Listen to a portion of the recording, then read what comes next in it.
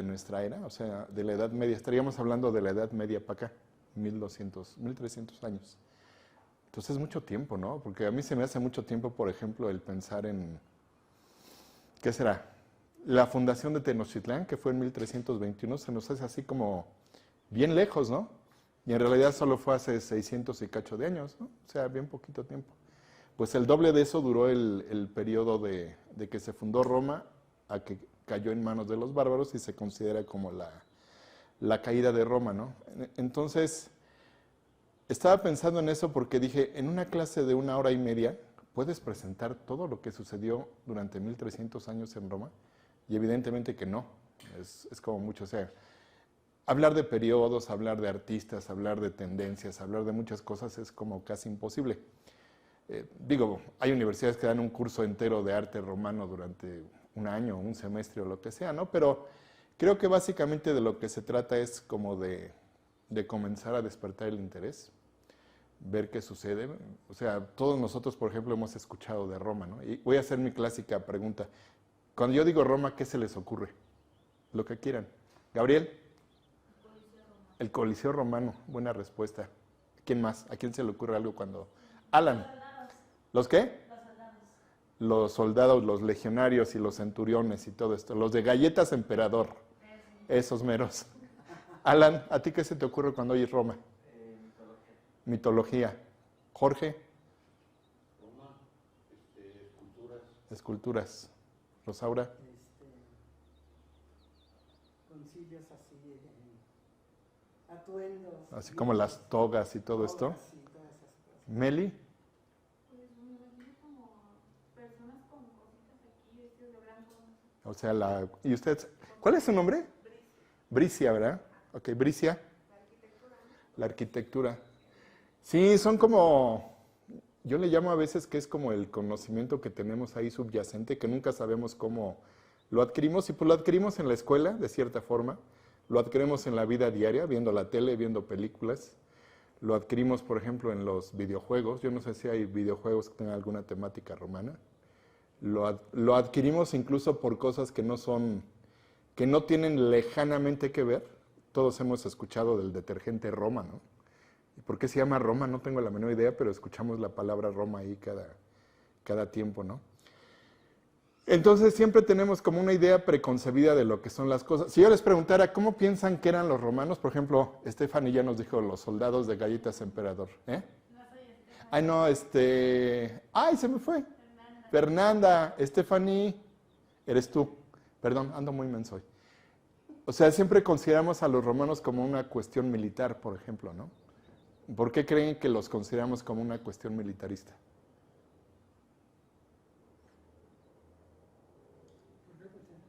Porque siempre lo que te muestran de Roma. Pero también está la filosofía, Enfrentamientos. ¿no? El pensamiento romano. Ah. Tienen que ver con la cosmovisión, pero lo que sucede es que son un país imperialista, pues, ¿no? Ah, por ahí va. O sea, siempre oímos hablar del imperio romano. Un imperio quiere decir que está en continua expansión. ¿Y cómo se expanden? Pues a través de la guerra y de los ejércitos. Entonces siempre tenemos esa referencia de los ejércitos romanos. Viene también esta cuestión de...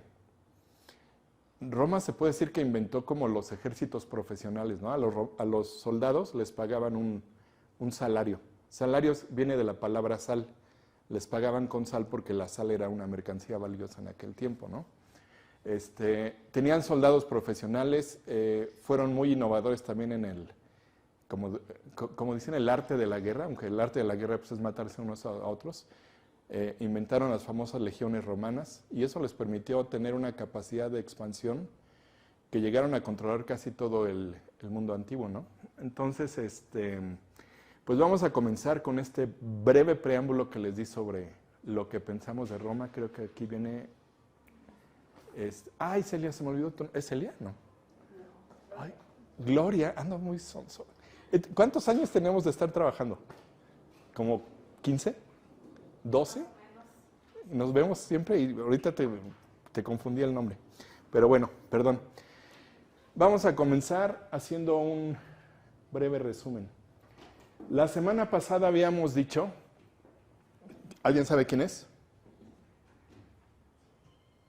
Alejandro el Grande, Alejandro Magno, que el mundo griego cambió mucho cuando Alejandro Magno hizo su expansión hacia el oriente. Vamos a recordar que Alejandro Magno llegó hasta la India en su campaña para expandir él era de Micenas, ¿no? Para expandir el imperio micénico. Esperemos que... Bueno, sí. Entonces, toda esta cuestión de Alejandro Magno y su ejército tuvo que ver con que el mundo griego fuera muy conocido en muchas partes del mundo. Estamos hablando más o menos con Alejandro Magno de como el 200 antes de Cristo, una cosa así. Recordemos que el periodo clásico en Grecia, fue como el 300, 350 antes de Cristo. Y en ese tiempo, como les platiqué, no es que haya una sustitución de una cultura por otra. O sea, los etruscos no sustituyeron a los griegos no sustituyeron a los cretenses. Más bien, cada civilización tenía un auge y un declive y se iban mezclando con las otras civilizaciones o culturas que estaban presentes en ese momento. Acuérdense que estamos hablando de la zona del mar Mediterráneo, que era el mundo conocido el mundo occidental conocido en aquel entonces, ¿no? Hablamos la semana pasada de la cultura etrusca. Recordemos que Grecia es una cultura insular, está en islas y en las costas. Entonces, en un determinado momento ya no tenían para dónde expandirse. Como eran muy buenos navegantes, empezaron a salir de Grecia e hicieron algunas colonias, unas en Asia Menor, Troya, Mileto, Hefesto, etc. Y otras se fueron hacia el occidente, específicamente hacia la península italiana.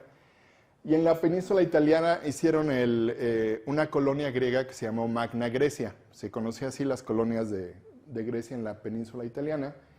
Pero Italia ya también estaba habitada por otras culturas. Entre ellas estaban los etruscos, por ejemplo. Esto lo vimos la semana pasada, es un poco de las muestras del arte etrusco. Son como los pobladores, no quiero decir originales, porque todos los pobladores llegaron de algún otro lugar a poblar cualquier parte del mundo. Habíamos hablado también de estas oleadas de humanos saliendo de África y poblando todo el mundo durante un lapso de 300,000 años, una cosa así. Por cierto, ¿se acuerdan que hablamos de los neandertales la primera clase? Hay ahorita en Netflix una serie que se llama El secreto de los neandertales. Por si lo quieren ver, explica bastante bien esta cuestión de cómo convivieron durante cierto tiempo los Homo sapiens, o sea, los humanos, o sea, nosotros, y los neandertales, y por qué eventualmente los neandertales se extinguieron. Está muy bien narrada, está divertida, está bien producida, es interesante, entonces les sugiero que la vean. Se llama El secreto de los neandertales en Netflix. Hablamos de esta cuestión de la mitología, cómo la mitología trata de explicar al mundo. Estamos hablando de un periodo en el que no había ciencia como tal. Entonces el hombre siempre trata de explicar al mundo y al universo, y una de las formas de explicarlo es por medio de la mitología. Habíamos hablado de estas. Como pretexto estaban las esculturas etruscas de Etruria, y pasamos como un buen tiempo hablando de las sirenas. Estas son sirenas, a diferencia de las sirenas con cola de pescado, pero que también son sirenas, entonces es como un lío medio raro. Hablamos también de los navegantes. Estamos hablando del mar Mediterráneo. El mar Mediterráneo es relativamente mediano, no es como el Océano Pacífico, una inmensidad de agua. Entonces, necesariamente algunas de los pueblos que habitaban en sus cercanías eran excelentes navegantes. Entre los excelentes navegantes habíamos hablado que estaban los fenicios en Asia Menor, estaban los etruscos en la península italiana y estaban los atenienses en Grecia. Eran así como los mejores navegantes que había en el Mediterráneo. Hablamos también de que los fenicios eventualmente se trasladaron e hicieron una colonia en el norte de África que llamaron Cartago. Y Cartago la construyeron específicamente con el propósito de ser un puerto de comercio, un puerto que les sirviera como base para futuras incursiones en Europa. considerando que ellos eran excelentes navegantes. Aquí vemos una recreación de Cartago. Vemos esta construcción circular que está ahí al fondo donde entraban los barcos, descargaban mercancías y volvían a salir. Y hablando de Cartago, hablamos también de la Eneida. ¿Alguien se acuerda de la Eneida? ¿De qué trata la Eneida? Fernanda. Relata el viaje De ahí viene el nombre. Relata el viaje de un fulano. Eneas. Ajá. Lo importante de Eneas es que él estuvo en la guerra de Troya. Estamos hablando de mitología. Estaba leyendo hace poco que estaba preparando la clase. Bueno, ahorita lo voy a platicar. Trata del viaje de Eneas cuando lo vencen en Troya. Eneas era troyano. Pasa como una odisea. Eso que estoy diciendo, la odisea es como un chiste porque Odiseo también pasó una odisea y también participó en la guerra de Troya. Llega a Cartago, se enamora de Dido, la reina de Cartago. Tienen ahí un amor de telenovela. Y eventualmente Eneas tiene que irse porque su destino es fundar Roma. En esta cuestión de la mitología, Eneas es hijo de la diosa Afrodita, entonces lo protege en sus viajes. Pero históricamente, si lo viésemos muy rigurosamente, estaba leyendo que si Eneas en realidad hubiera conocido a Dido cuando Cartago fue fundada, hubiera sido algo así como si Colón en su viaje hubiera conocido a la reina Victoria de Inglaterra. O sea, hay como 400 años de desfase, ¿no?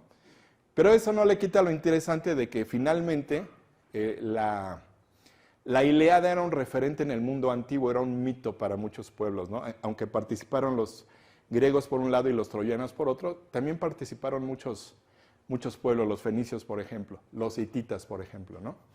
Entonces la Eneida nos narra el viaje de Eneas saliendo de Troya. Lleva a su papá, matan a su esposa, lleva a su pequeño hijo Ascanio, escapa de Troya, lo hieren en la batalla. Ahí está su madre Venus, que era una diosa, ayudándolo a curarse. Y hace finalmente esta travesía. Troya está en el número 1, arriba a la derecha, más bien en la parte superior a la derecha. Todas estas vicisitudes lo llevan por diferentes aventuras. ¿Alguien tiene ahí un...? Ah, gracias. Un señalador. Aquí llega de Troya, da la vuelta por acá. Llega a Cartago, en el norte de África. Conoce a la reina Dido, viven una historia de amor pues un poco prohibida, le voy a decir telenovelesca, porque Dido estaba casada y bueno, tienen ahí alguna especie de aventura. Esto lo estoy ilustrando con cuadros no pertenecientes a ese periodo, sino que interpretan los mitos en una fecha muy posterior. Por ejemplo, aquí, si estamos hablando que Dido y Eneas se conocieron por ahí de 1300 a.C., casi 3000 años después, Nathaniel Dance Holland hace una interpretación de ese encuentro y nos lo plasma en un cuadro que nos muestra a Eneas conociendo a la reina Dido. Eventualmente, Eneas tiene que irse porque su misión es fundar una ciudad que su madre, Venus, le había dicho que tiene que fundar. Entonces se va de Cartago, deja a Dido con el corazón roto. Dido se suicida ante la partida de su amante Eneas. Este es un cuadro, por ejemplo, de Joshua Reynolds, un pintor inglés del siglo XVIII, muy famoso. No sé si alcancen a... Me gusta ver este tipo de cuestiones. Aquí tenemos como un estilo muy realista, muy bien trabajado. Las ropas, las pieles, la anatomía, todo está así como perfectamente trabajado. Estamos hablando de 1776. Aquí tenemos una pintura más o menos de la misma época, hay 40 años de diferencia. Tenemos como una pincelada más expresiva. Y aquí con Joshua Reynolds, que prácticamente es contemporáneo de ellos, vemos como que las pinceladas son más, no quiero decir más fuertes, no está tan preciosista como el que habíamos visto anterior, pero creo que lo que nos llama aquí la atención es el dramatismo del cuadro, le voy a decir así. La sombra, la tormenta, la posición de Dido que se quiere morir porque se va a suicidar, el claro oscuro, la iluminación, los personajes. O sea, Dido se está muriendo y su hermana está como asustada de que se está muriendo Dido, ¿no? Entonces, esto tiene que ver mucho, no tanto con la época, estamos hablando de un año de diferencia, sino con el estilo de quien quiere hacer la obra, ¿sí? Entonces, es muy notorio el cambio de estilo. Quiero que vayan dándose cuenta de estas cosas que suceden en el mundo del arte, ¿sí? Los estilos, por ejemplo. Bueno, Dido se muere, Eneas sigue su viaje y eventualmente llega a Latium. ¿Les suena algo a Latium? Latium es de latinos. Ahí vivían los latinos. Era una zona en la parte central de la península italiana y ahí llega Eneas. Hasta aquí nos habíamos quedado la semana pasada y seguimos hoy. Aquí está la llegada a Latium de Eneas con su hijo Ascanio, que después va a jugar también aquí un papel importante. Aquí está Latium, esta es la península italiana, por acá estaría el tacón y el empeine. Latium está aquí. Aquí hay una ciudad que se llama Alba Longa, que después veremos.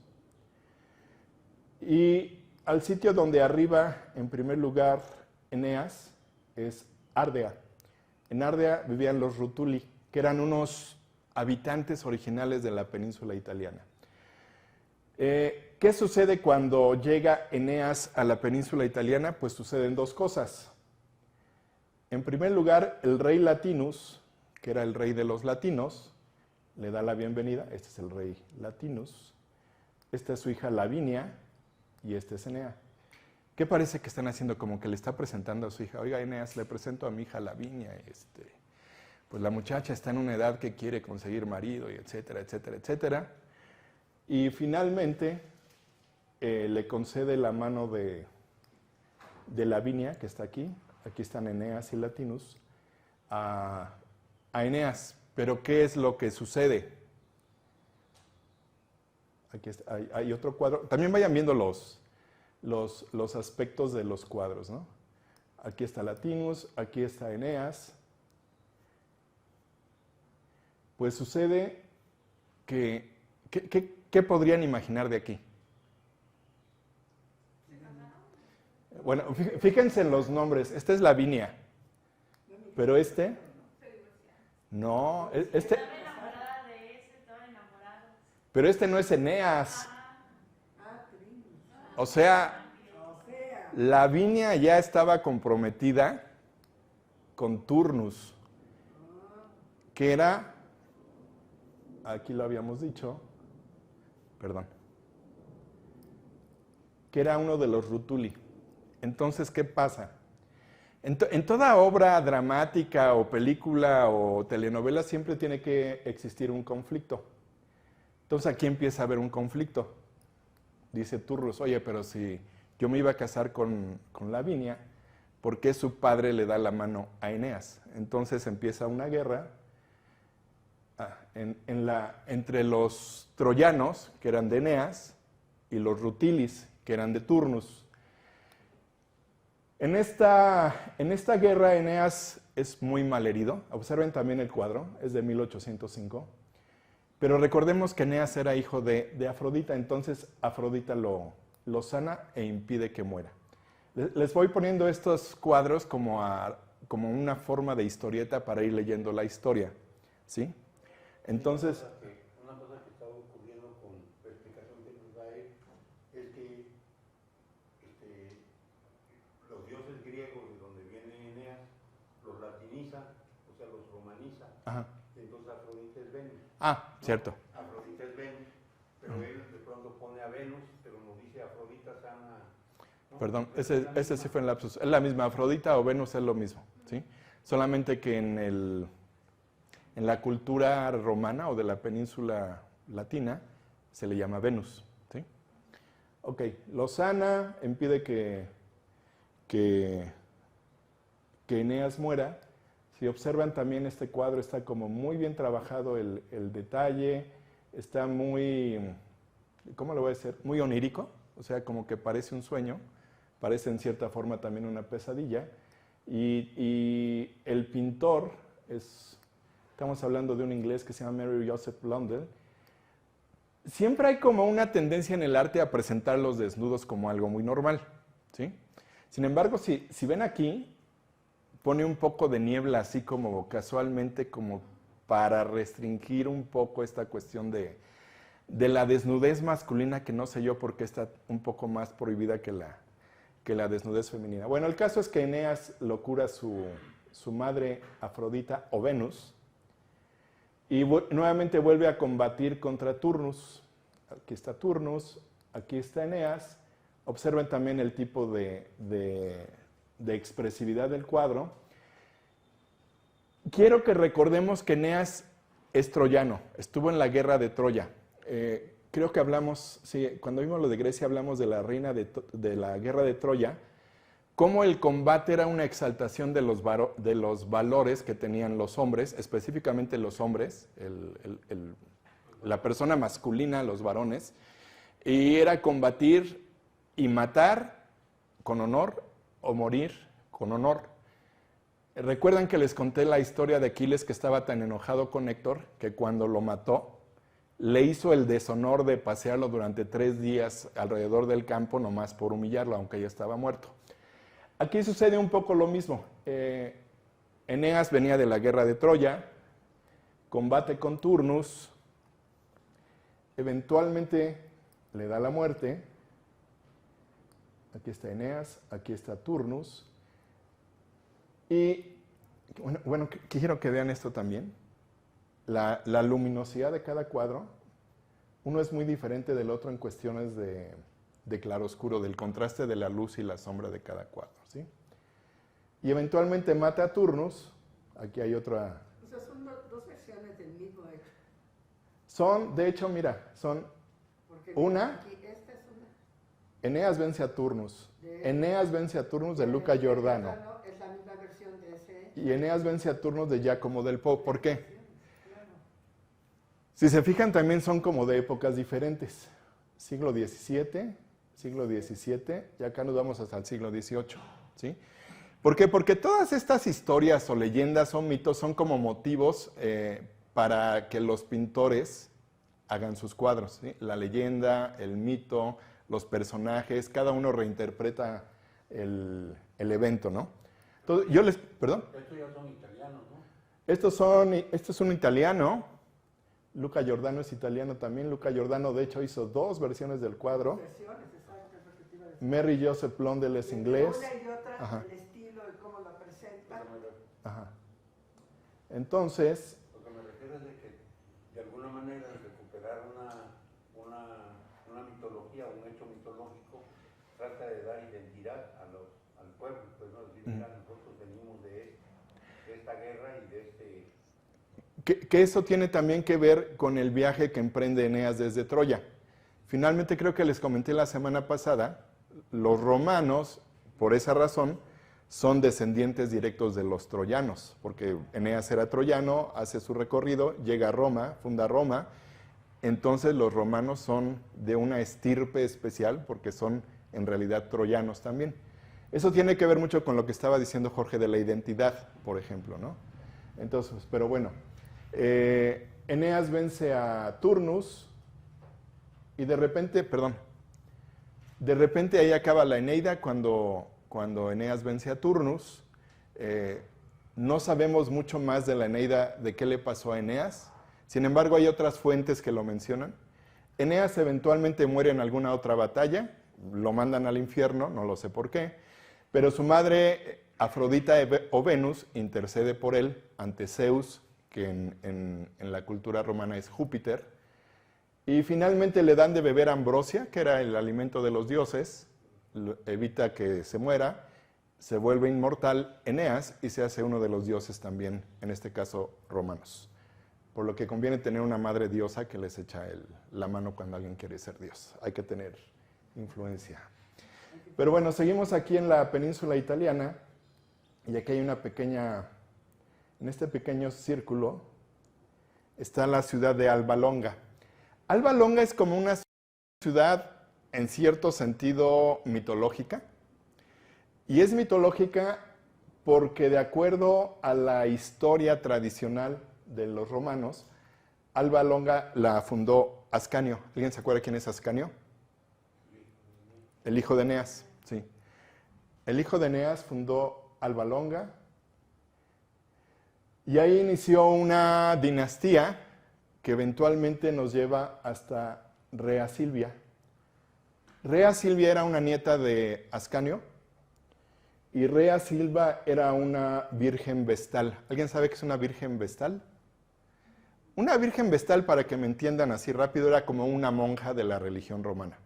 Era una sacerdotisa que tenía que mantenerse virgen, tal cual como las monjas de la actualidad, y se dedicaban a estar en el templo de alguna deidad a la que se le hacía se le veneraba, pues. Entonces Rea Silvia era nieta de Eneas, no, era bisnieta de Eneas, de hecho. Y aquí la tenemos. Aquí tenemos a Morfeo. Morfeo le da un bebedizo o unas plantas a Rea Silvia para dormirla y entonces llega Marte. Marte era el dios romano de la guerra. En griego Marte era Ares, aquí es Marte. Y como en estos casos tan comunes de la mitología, podría decir que tiene relaciones con ella, pero en realidad es una violación. O sea, la duerme, tiene relaciones con ella, la viola, y al ser una virgen vestal es mal visto que tenga hijos. Sin embargo, pues Rea Silvia tiene 2 hijos. Aquí está Rea Silvia. Aquí está Marte. Aquí están, estos no son los hijos, estos son los Eros y los amorcillos, perdón, los cupidos del amor.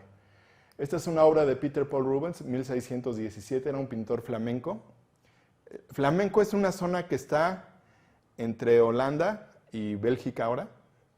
A mí siempre me suena mucho el flamenco como los cantantes de flamenco de España, y sí tiene que ver en cierta forma, pero en realidad los flamencos vienen de Flandes, que es una zona que está entre Holanda y Bélgica.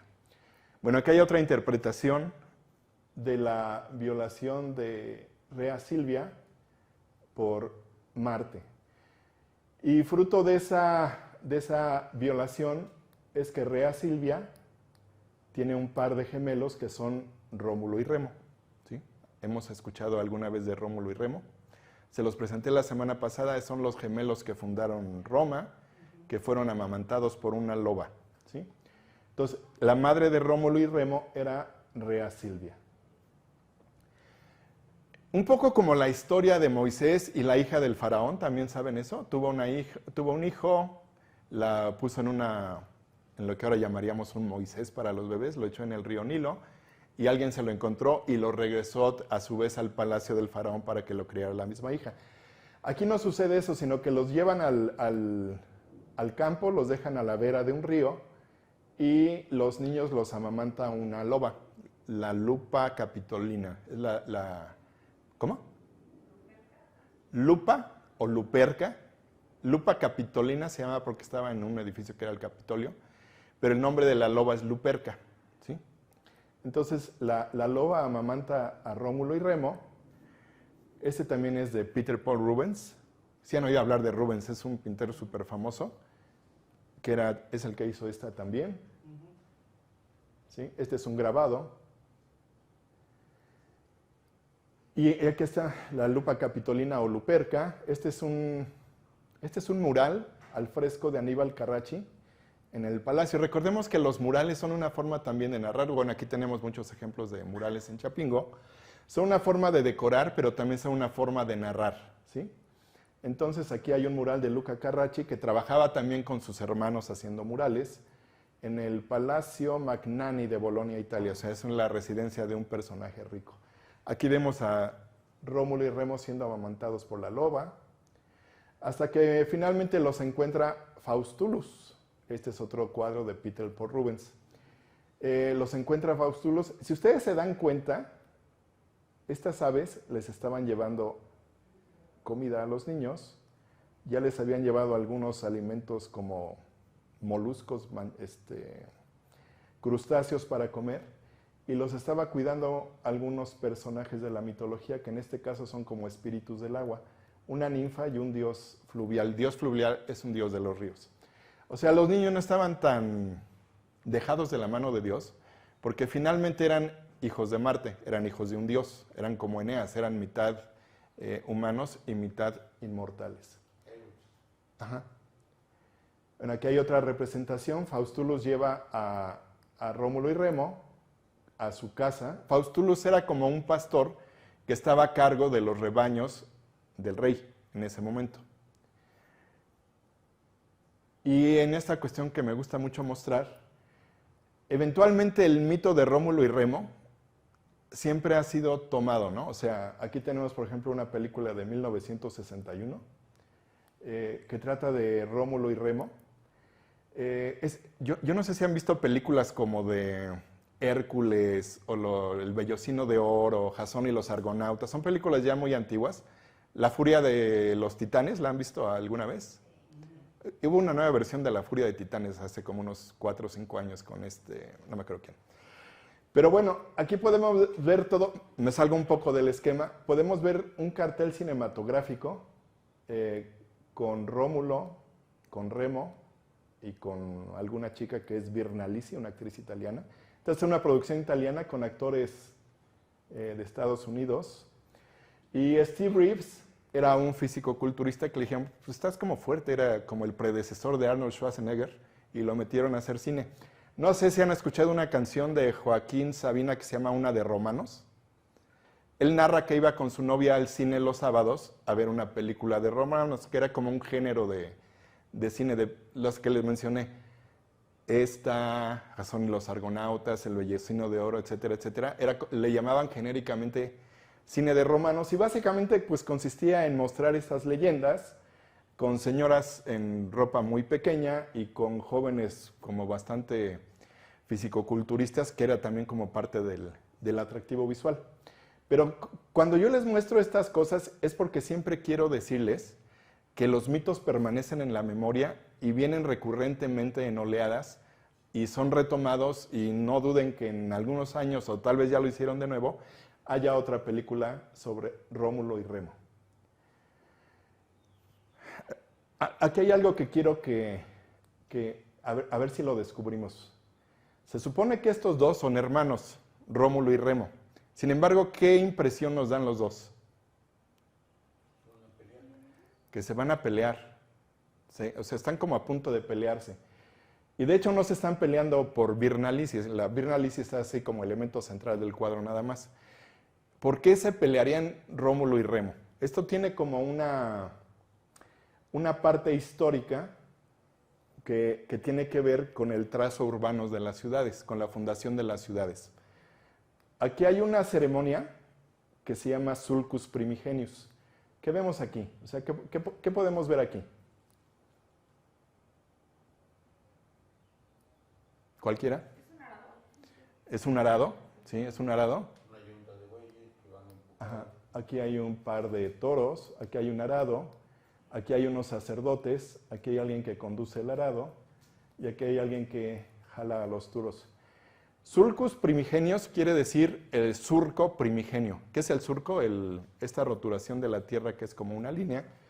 Y era una ceremonia que los habitantes en ese momento de la península itálica habían tomado de los etruscos. ¿Se acuerdan que habíamos visto los etruscos? El sulcus primigenio, básicamente, aquí está el arado, los bueyes, aquí está el arado, aquí están los conductores y aquí está Rómulo, ¿sí? Era una cuestión religiosa que se marcaba el trazo de la ciudad. Ahí dice las lindes. Las lindes son los límites de una ciudad. Se marcaba el límite de una ciudad con un arado. Generalmente era con un toro y una vaca. Aquí hay un toro y un toro, pero básicamente era un toro y una vaca. Estaba el sacerdote, estaban los que manejaban el arado, y aquí está Rómulo diciendo dónde se debe trazar los límites de Roma. Aquí hay una leyenda. Rómulo y Remo querían fundar una ciudad. Entonces, en la zona que estaba había 2 colinas, cada uno se puso en una colina. Rómulo en una colina. Han oído decir que Roma es la ciudad de las 7 colinas. Rómulo en una colina, Remo en otra colina, y dijeron, bueno, ¿quién va a tener la razón de dónde trazar la ciudad? ¿No? Entonces recurrieron a un augurio. ¿Saben qué es un augurio? Es un acto adivinatorio que la naturaleza nos da una cierta señal y se toma como un augurio bueno o un augurio malo, ¿sí? Entonces, Remo vio pasar una parvada de 6 águilas. Dijo, este es un augurio bueno, entonces se tiene que hacer la ciudad donde yo diga que se va a hacer. Pero Rómulo vio pasar una parvada, se dice de águilas, bueno, 12 águilas. Entonces, 12 águilas se la matan a 6 águilas. Entonces Rómulo dijo, no, donde yo diga es donde va a ser la ciudad. Entonces quedó como ganador Rómulo, de dónde iba a ser el trazo, el surco primigenio para trazar los límites de Roma. Esta es una pintura mural también, 1638. Aquí hay otra escena del surco primigenio. Aquí está Rómulo, aquí están los sacerdotes, se hace el trazo del cuadrángulo donde va a quedar las murallas de la ciudad. Pero la verdad es que Remo quedó como resentido porque no ganó su idea de dónde iba a ser la ciudad. Aquí hay un cuadro muy bonito. Esta es una ilustración de un libro que se llama Historia Cómica de Roma, de 1850, para que vean que siempre la cuestión del humorismo ha estado presente en la humanidad. Este es Rómulo, y Remo le dijo, oye, pero tus murallas son tan chafas que pues yo la brinco de un jalón, o sea, no sirven tus murallas, lo que hiciste está mal, no sirve, ¿no? Recuerden que eran hermanos, ¿eh? Y como que Rómulo se lo tomó un poco a mal, y cuando digo que se lo tomó un poco a mal, se lo tomó tan a mal que lo mató. O sea, sobre la muralla, ¿sabes qué? No me gustó tu chiste, ¡pum!, lo mató. Esta es una litografía y nos muestra cómo Rómulo asesina a su hermano, que nos recuerda un poco la historia esta de la Biblia de Caín y Abel, ¿sí? Siempre hay como temas tabús en las mitologías. Digo, matar al hermano es como un tema tabú. De no más que eso no lo sabía Carlos Salinas de Gortari. Pero bueno, siempre hay estos temas tabú, hay estos temas comunes en todas las mitologías. Entonces, finalmente, Rómulo mata a Remo. Una duda, León. Claro. ¿Una técnica? ¿La litografía? Ajá, ¿en qué consiste? ¿Litografía? Ajá. ¿Qué es litografía? Litografía es como una técnica de grabado que se pinta sobre una piedra. Sí. Ay. ¿Ya sí la escucharon lo que dijo? Bueno, se hace un dibujo en una piedra y luego hay una cuestión que tiene que ver con la repulsión entre la grasa y el agua. Se pinta con un lápiz graso, se humedece, y entonces las zonas que tienen lápiz con grasa se entintan y eso sirve como una matriz para imprimir el grabado. Si quieren luego les explico bien cómo es la litografía, pero tú ibas a decir algo, ¿levantaste la mano? Perdón. Bueno, es una técnica de grabado, al fin y al cabo, ¿no? Por medio de una piedra. Con piedra, por eso. Con una piedra. Litografía, porque Lito es piedra. piedra. Ajá. Hola, Carlos. Ok. Bueno, entonces le tomó mal a Remo que le criticara sus murallas y lo mató. Entonces, ahí empieza realmente la fundación de Roma. Si algo tenemos de Roma, es que tienen una fecha muy precisa para decir cuándo fue su fundación. 753 a.C. Antes, en el mundo antiguo, la fundación de Roma, especialmente para los romanos, era como una referencia muy precisa para fechar todos los sucesos que sucedían. Entonces sabemos que Roma fue fundada en 753 a.C. Aquí está Rómulo, ya muy orgulloso de haber fundado su ciudad. Ya había matado a su hermano, no tenía quien lo criticara. Y Rómulo se convierte en el primer rey de Roma. O sea, tradicionalmente Roma se llama así por Rómulo. Rómulo, Roma. Y Rómulo se considera el primer rey de Roma. Evidentemente este es como un hecho tradicional, ¿sí? Es evidente que hubo un fundador de Roma, es evidente que hubo un primer rey de Roma. Los historiadores no están muy seguros que haya sido el Rómulo de la leyenda, pero sí hubo un primer rey de Roma que fundó la ciudad. Y esto tiene que ver también con la cuestión de que recuerden que había otros habitantes que vivían en la península itálica y que Rómulo finalmente, vamos a decir que era mitad troyano, ¿sí? Venía de la dinastía de Eneas, si se acuerdan, ¿no? Entonces, bueno, funda Roma, Rómulo. Aquí hay un cuadro que se llama El orgullo de Rómulo. No sé si notan algo en este cuadro que es como muy característico. Este es un acercamiento del mural que está en una pared. ¿Alguien me puede decir qué notan? Tiene vándalos. Digamos que era su... Pero vas por ahí. Pero digamos que era parte de su vestimenta. ¿Alguien más? No hay mujeres. No hay mujeres. Se supone que cuando fundan Roma, los habitantes, aparte de los troyanos originales que venían de Eneas, se la fueron colonizando con la gente de la peor clase de la sociedad. Vagabundos, ladrones, gente que no tenía oficio ni beneficio. Es un poco como el caso de Australia, que era una colonia penal de Inglaterra y que la fundaron con presos. Entonces Roma la fundaron, pero poco a poco se fue habitando, sobre todo por gente que no tenía esta cuestión de oficio ni beneficio. Vagos, rateros, ladrones, asesinos, etc. Y la mayoría de ellos eran hombres, ¿sí se fijan? Entonces, Rómulo aunque había asesinado a su hermano, como que tenía buenas ideas, ¿no? Dijo, si no tenemos esposas, todo esto es leyenda, es mito, ¿no? Pero sí tiene que ver con las guerras que sucedían con los pueblos que habitaban la península itálica.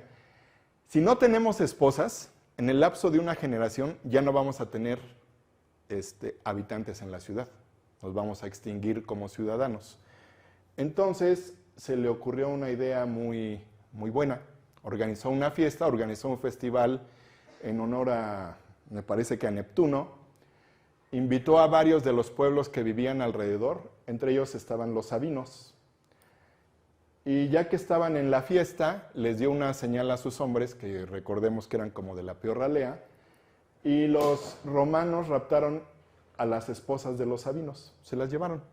Entonces, ¿qué creen que sucede cuando algún grupo humano, aquí hay otra representación del rapto de las sabinas, qué creen que sucede cuando a un grupo humano les roban a sus esposas?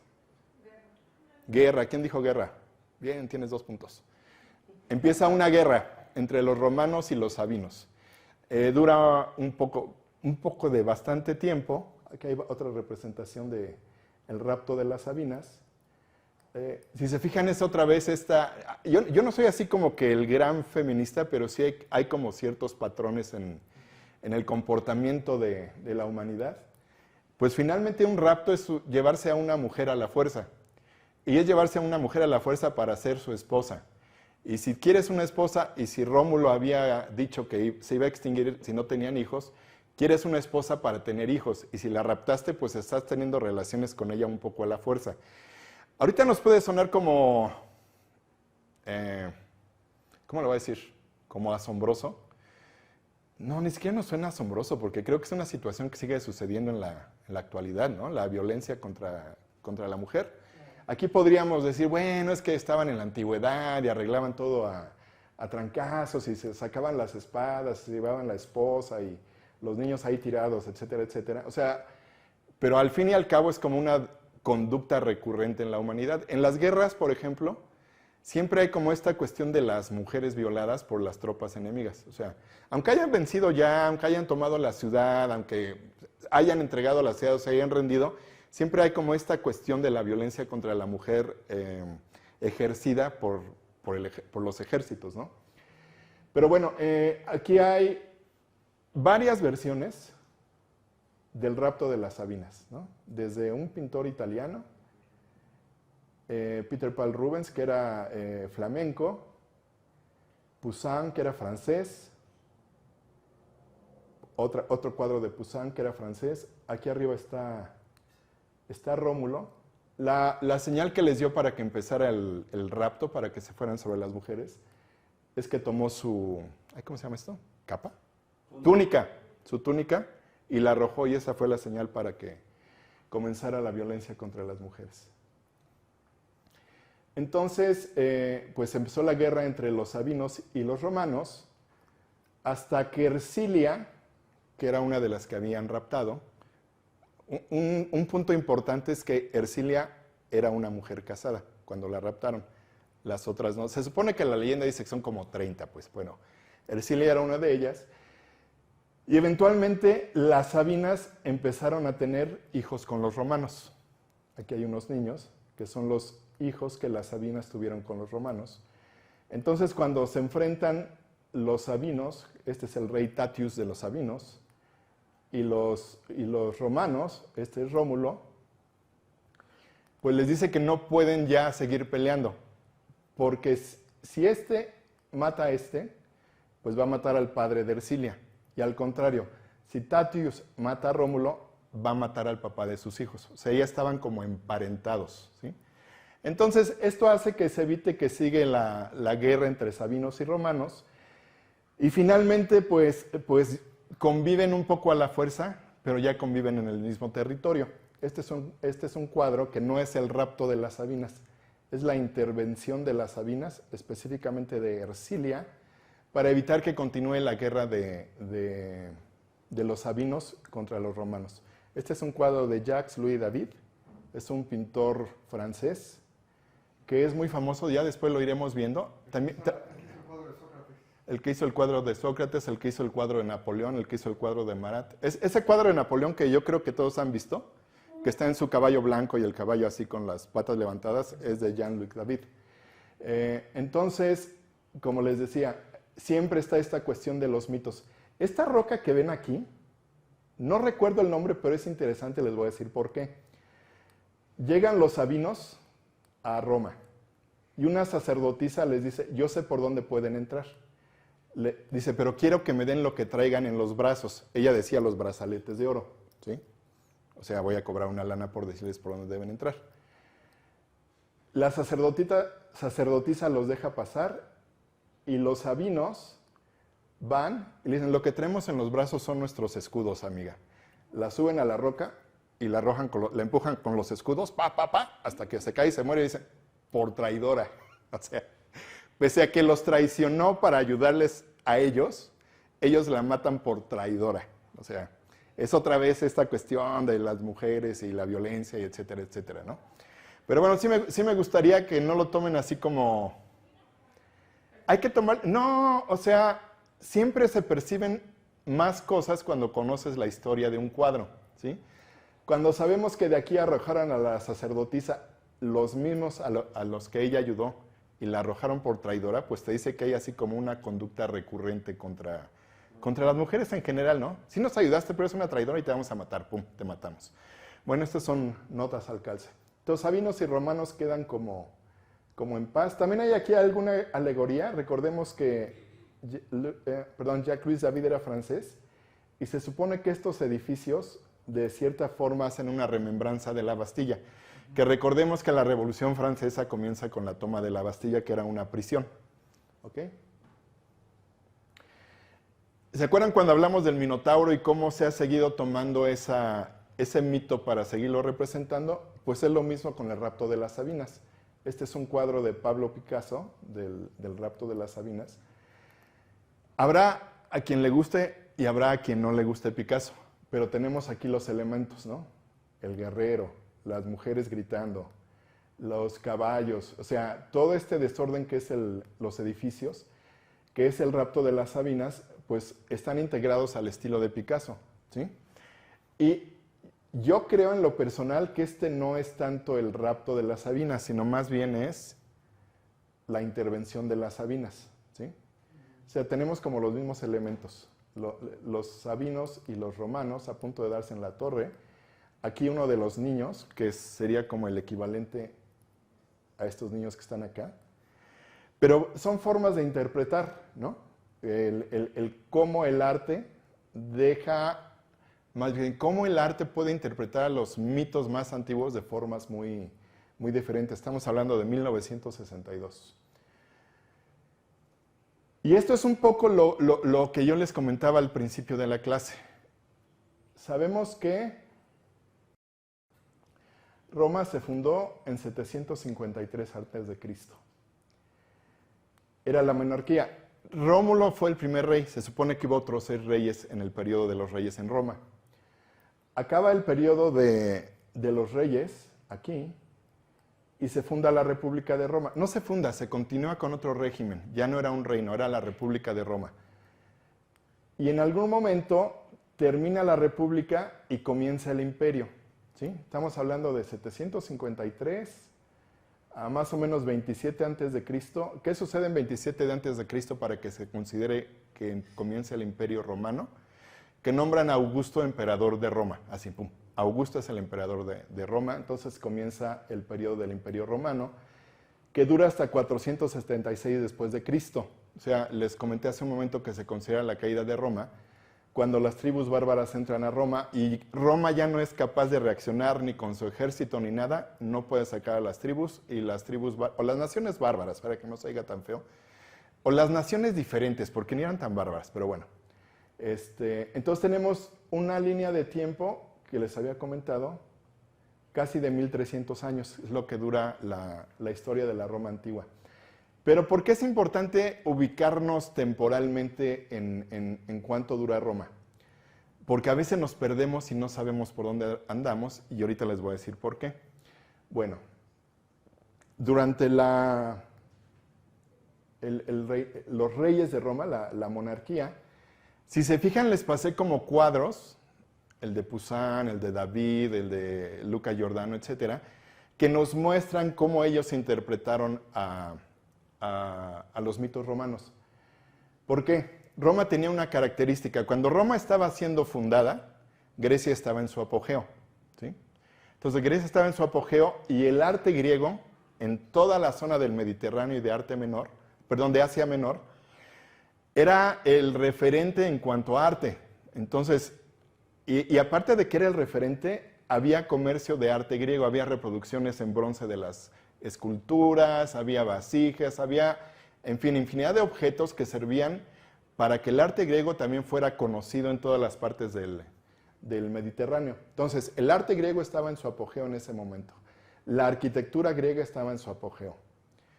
Todo lo que era griego, esto es lo que habíamos visto en la clase de Grecia, el arte helenístico, que es esta cuestión del virtuosismo en el arte a través de la musculatura, de las vestimentas, de los detalles, etc.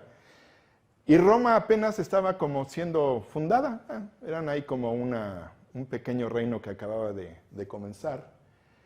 Entonces, si nosotros vemos las primeras obras del periodo monárquico romano, pues podemos pensar que estaban como muy distanciados de lo que era el virtuosismo en el arte griego de ese momento, ¿sí? Con esto no quiero decir que es peor ni mejor, porque para mí en el arte no hay peor ni mejor. Hay diferentes desarrollos, hay diferentes estilos, hay diferentes nacionalidades. Pero lo que rifaba era el arte griego. Y los romanos tenían un aspecto muy práctico en su vida. A mí me gusta definir, lo vamos a ver al rato también, a la cultura romana como una sociedad de ingenieros. Tenían ingenieros súper buenos y cuando no los tenían, inventaban ingenieros que inventaban cosas para resolver aspectos muy cotidianos de la vida. Por ejemplo, aquí tenemos, y eso lo reflejaban también un poco en su arte, aquí tenemos unas antefijas romanas. Las antefijas son estas partes que en un techo de tejas las detienen para evitar que se vengan para abajo. ¿Alguien vio la película Ben-Hur? Que se las platiqué, no. Bueno, Eso sucede en Jerusalén, en el periodo del Imperio Romano. Por falta de unas cestas antefijas, se cae una teja, casi mata al gobernador de Judea, que es el actual Israel, y se le arma un cuento a Ben-Hur, pero eso es otra historia.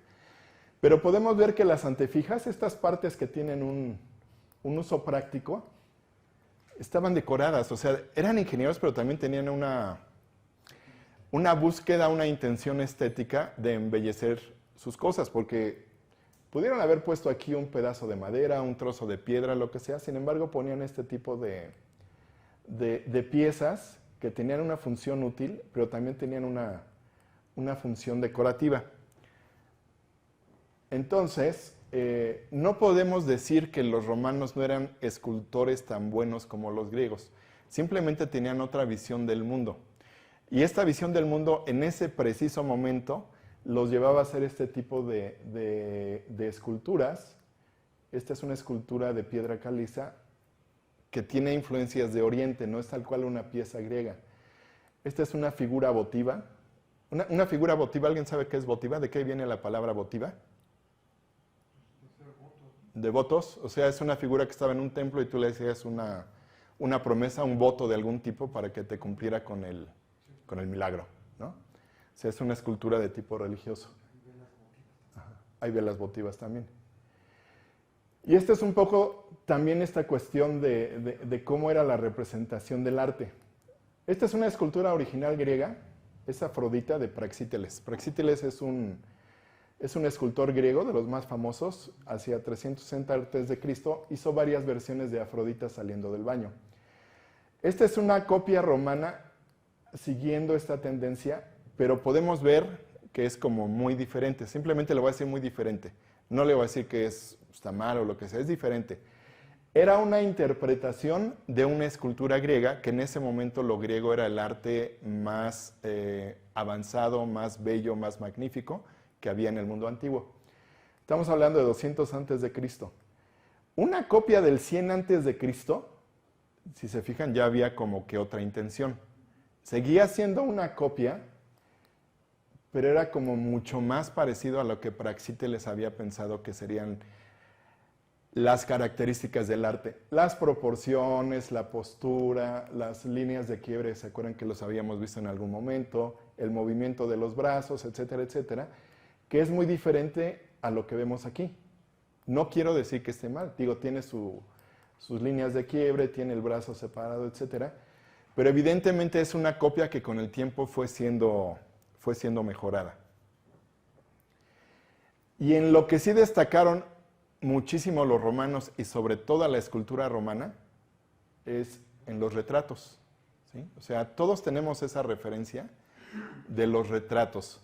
Aquí estamos hablando de 200 antes de Cristo. Si nos vamos a nuestra línea de tiempo, todavía no era la época imperial de Roma, estamos hablando de la época de la República Romana, y aquí tenemos un retrato en bronce de Brutus Capitolino, que en realidad tiene un nombre más largo, Justus Brutus, no me acuerdo qué, pero este no es el Brutus que mató a Julio César, el que le dijo tú también, Julio. Eso fue muy posterior, aquí estamos hablando de 200 antes de Cristo.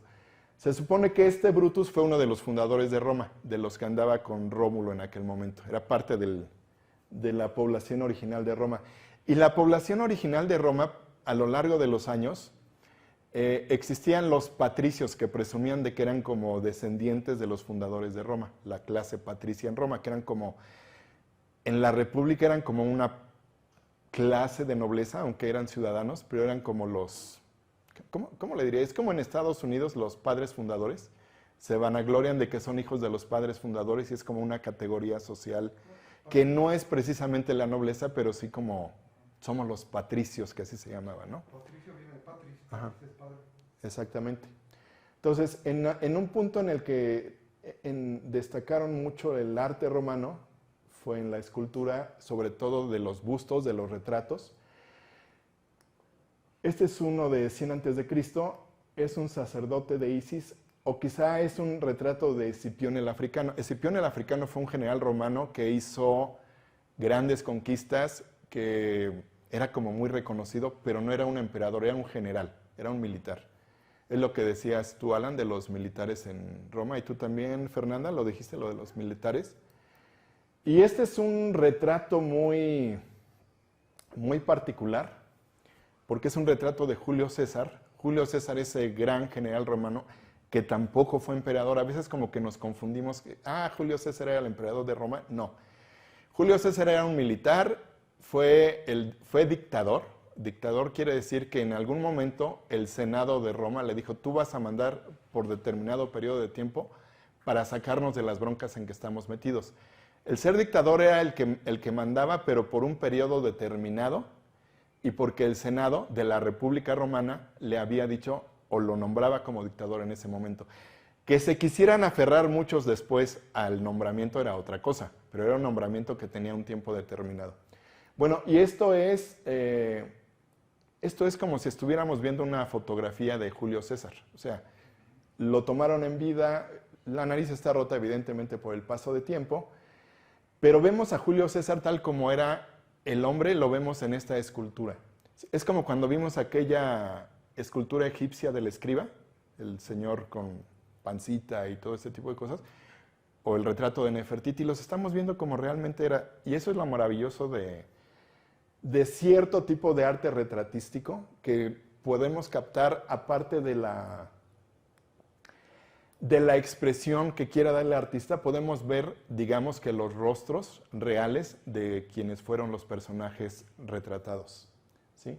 Entonces yo, por ejemplo, veo a Julio César y digo, no, pues era un cuate que Julio César hizo miles de campañas militares, venció a los galios, llegó a Francia, estuvo mucho tiempo en guerra, reunió Roma. O sea, era un personaje que podía dominar al mundo. Así como Alejandro pudo dominar el mundo en su momento, Julio César pudo dominar el mundo. Y lo podemos ver en esa expresión que tiene de que prácticamente es una expresión de o yo las puedo todas o ¿qué me ves? ¿No? O sea, sí podemos ver ese tipo de expresión en su rostro. Pero no todo era el retrato de los nobles o de la clase militar. Este es un retrato de un hombre que tiene mucho que ver, por ejemplo, con el periodo helenístico de la escultura griega. ¿Se acuerdan que hay unas esculturas griegas que nos muestran a los humanos más humanos? Hay la famosa escultura del boxeador que les mostré alguna vez.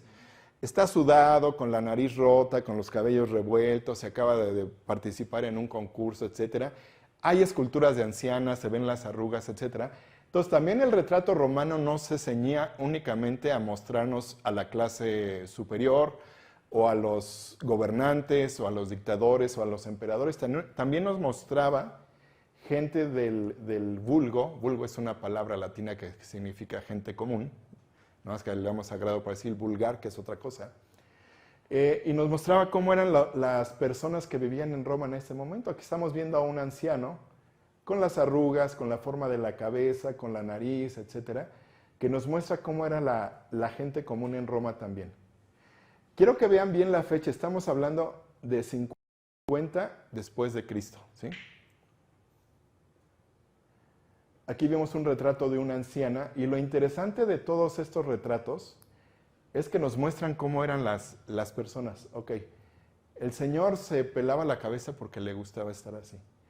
La señora tiene un chongo que nos muestra, tal vez, por la expresión, por las líneas del tiempo, que es una anciana y que nos muestra tal cómo era una anciana, o por lo menos esa determinada anciana en ese momento.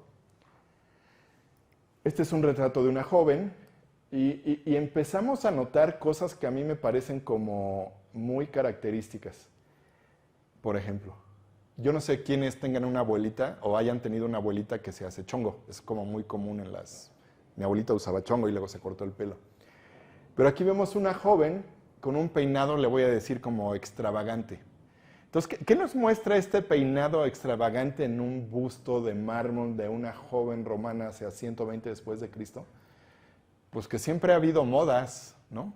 O sea, la abuelita con el chongo, la muchacha con un peinado que yo no sé cómo le hacían, se ponían algún tipo de producto en el pelo y lo rizaban y se peinaban.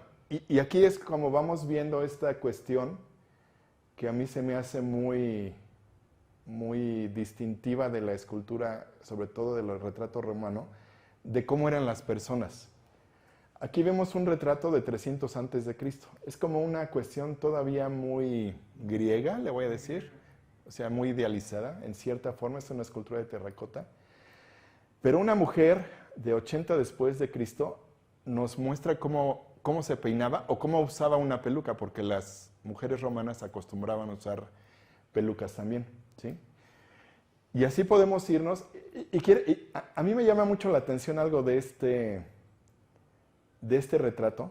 No sé si ustedes han notado que no tiene las proporciones ideales de lo que debería ser un retrato griego. O sea, es decir, la nariz recta, el cuello alargado, etc. Aquí vemos a una señora que podríamos decir pues, que tiene papada, ¿no?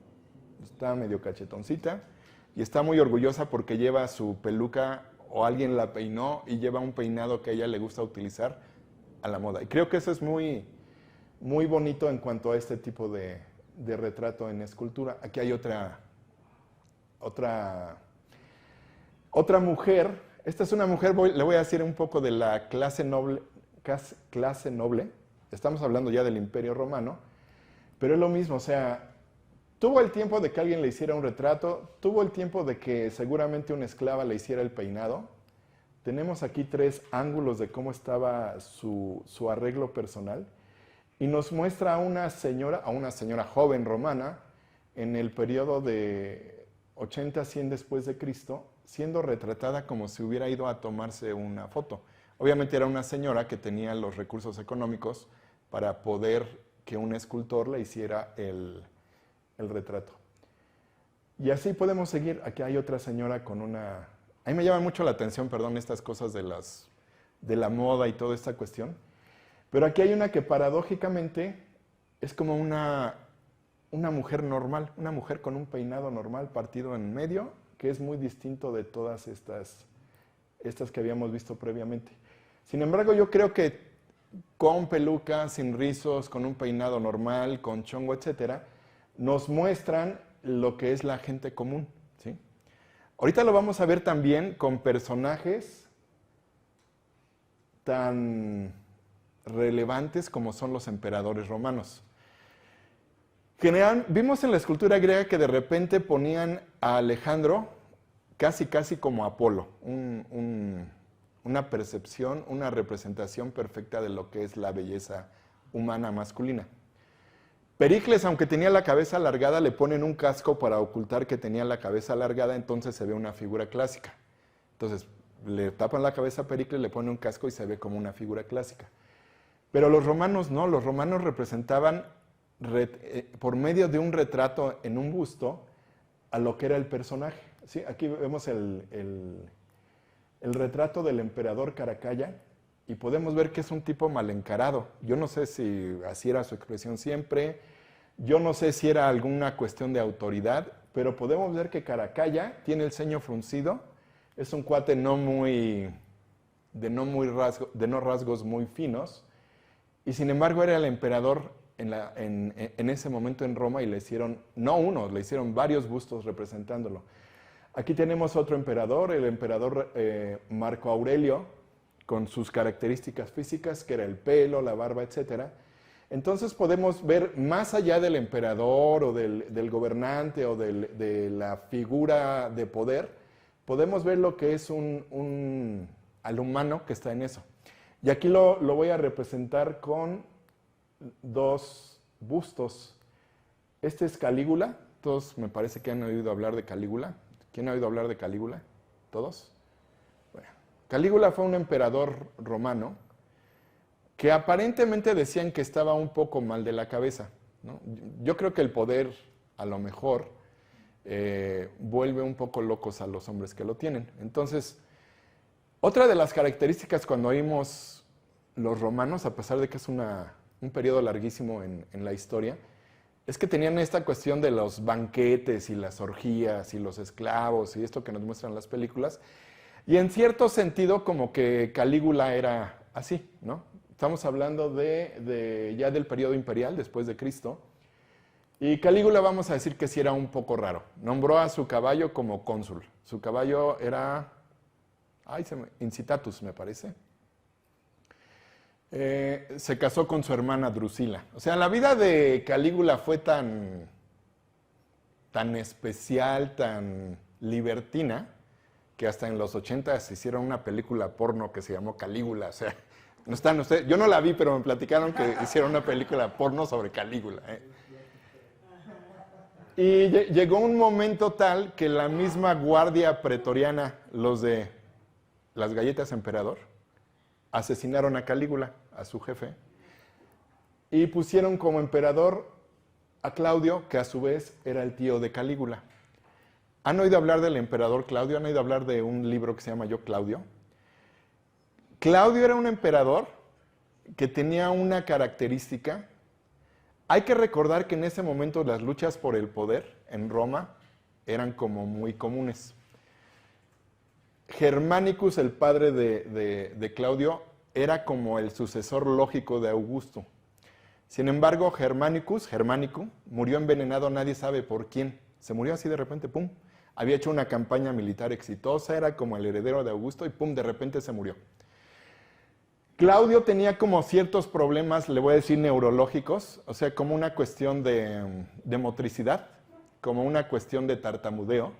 Entonces, los de la corte de Roma pensaban que Claudio era tonto, ¿no? Que era un retrasado mental. Pero Claudio, al contrario, era muy listo, porque él nunca quiso sacarlos de su error de que era tonto, ignorante, retrasado mental, no caminaba bien, tartamudeaba, y por lo tanto lo consideraban un ser indefenso. Entonces nadie se tomó la molestia de matarlo, ¿no? Entonces lo dejaron vivir. Entonces cuando matan a Calígula, la misma guardia de Calígula dice, pues vamos a poner a un emperador fantoche, que viene siendo Claudio. Pero Claudio no era ningún fantoche, o sea, que cogiera al caminar y que tartamudeara, pues son características que tienen muchas personas, eso no afecta la inteligencia, es como las personas que tienen parálisis cerebral. O sea, puede que no tengan control de sus movimientos, puede que no puedan hablar, pero su cerebro funciona al 100%. Es como Stephen Hawking, ¿no? Tiene un mal degenerativo, sin embargo, su mente es una de las más brillantes que han existido en la humanidad. Entonces, nombran a Claudio emperador y resulta ser un excelente emperador. Hace muchas obras públicas, maneja muy bien la cuestión de las finanzas de Roma, y eventualmente, pues al cabo como de unos 10, 12 años, si lo envenenan, lo envenena a su esposa, que es la mamá de Nerón, otro emperador. Pero bueno, y con esto de Calígula y Claudio, no sé si notemos este tipo de lo que les había mencionado, la personalidad de cada uno en sus respectivos retratos, y esta personalidad se ha llevado, por ejemplo, a la televisión. Yo no sé si alcancen a percibir cómo este aire un poco cínico de Calígula y este aire un poco medio atolondrado de Claudio se alcanza a percibir en los actores, ¿no?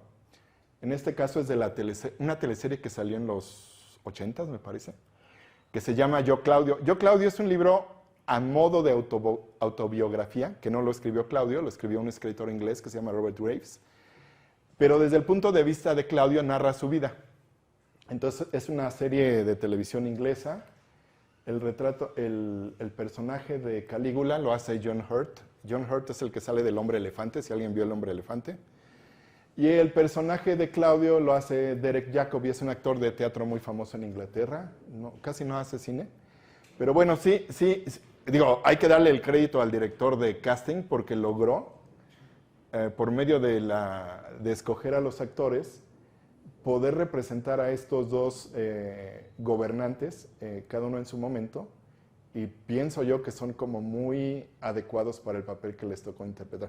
Ya no la pasan en la tele, pero si lo buscan en YouTube, hay por ahí algunos capítulos de Yo, Claudio, y también está el libro de Robert Graves, si lo quieren leer, es como muy interesante.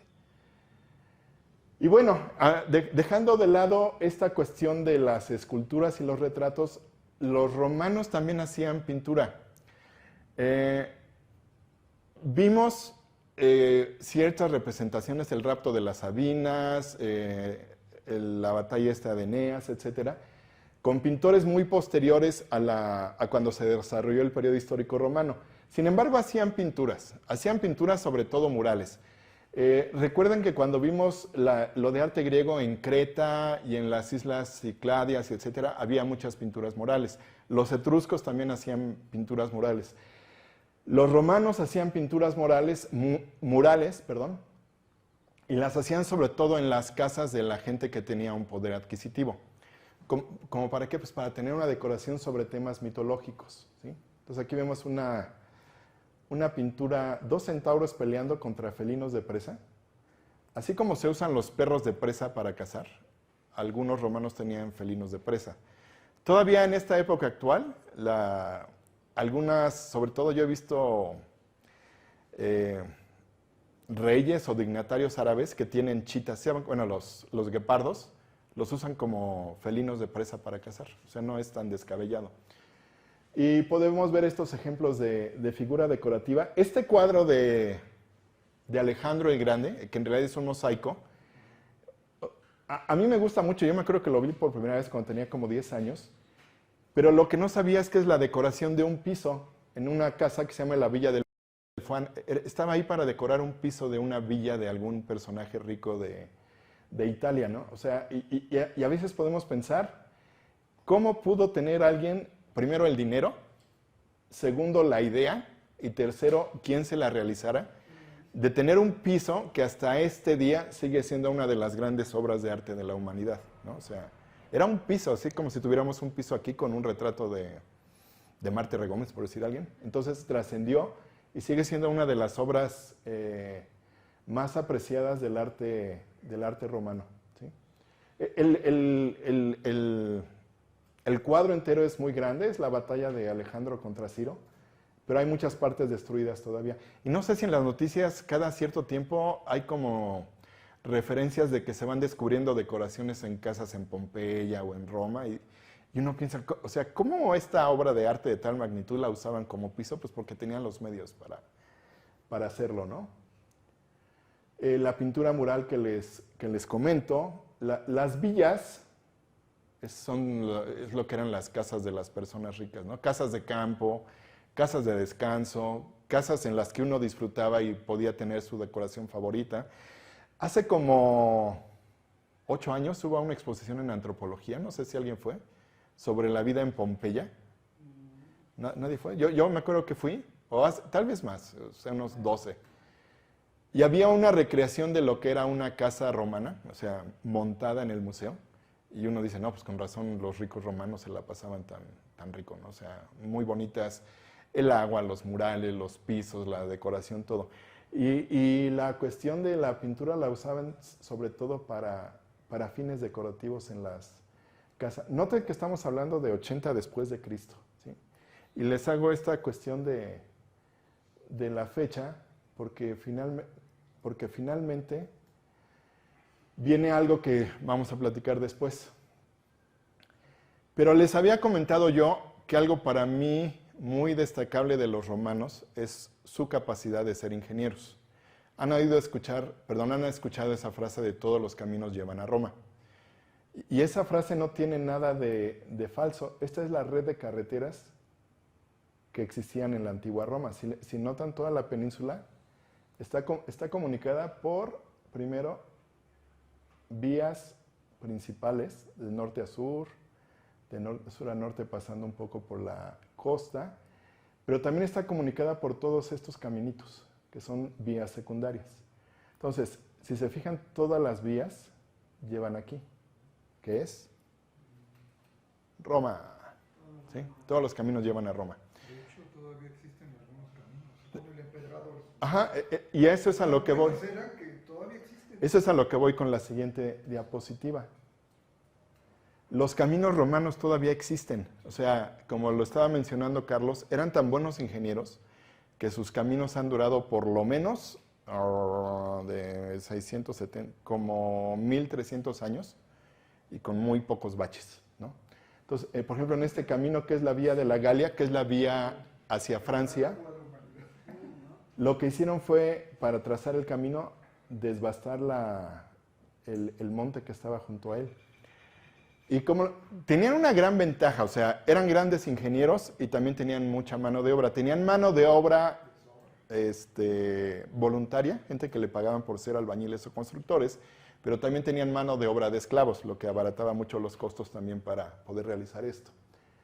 Esta es una calle en Pompeya también. Si lo notan, está hecha de piedras. Estas son las piedras originales de una casa, de una calle en Pompeya. Tenían el concepto de lo que son las banquetas o las aceras. O sea, tenían toda una cuestión urbanística que mostraba que eran buenos ingenieros, pero que aparte querían tener el control sobre todo su imperio. Si yo tengo una rebelión en Galia, ¿cómo voy a llegar rápido a Galia a sofocar la rebelión? Pues teniendo un buen camino hacia Galia. ¿Sí? Me la podrían aplicar a la inversa, que los galos me quisieran invadir a mí también, pero para eso tenía mis sistemas defensivos. Pero ¿cómo llego rápido? Si tengo una rebelión en Galia, ¿cómo les corto el suministro de alimentos a los galos? Ah, pues les cierro el camino. O sea, era todo un sistema urbanístico, militar, defensivo, de comunicaciones, que estaba pensado con algo tan sencillo como son los caminos, ¿no? Aquí hay esto que mencionamos, el corte de una calle de Pompeya. Esta es la calle de Pompeya. Y si se fijan, tenía varias capas de diversos materiales, que era desde el suelo de la zona hasta alguna mezcla de piedras con algún tipo de concreto. Pero no era solamente la tierra y arriba la capa de asfalto. Digo, si ahorita pasamos por Texcoco, vemos que de repente están construyendo, está la tierra y yo veo que ponen el concreto hidráulico así como luego. Y creo que esto estaba como más pensado, pero también pensaban en que las calles debían tener un desnivel para que no se encharcaran, ¿no? Y debían de tener una continuación de la calle, y después de la calle deberían tener una banqueta para que la gente pudiera caminar. Y por ejemplo, en esta, no se nota mucho aquí, pero cada ciertos tramos tenían piedras que sobresalían por si llovía la gente pudiera brincar y pasar al otro lado. O sea, la capacidad de ingeniería de los romanos iba en función de lo que necesitaba la gente, pero aparte de lo que necesitaba el imperio para mantenerse como un imperio, ¿sí? Al final los ingenieros trabajaban también como los caminos eran una parte de la maquinaria de guerra expansionista imperial de Roma, ¿no? Entonces, pues eran excelentes en ese sentido.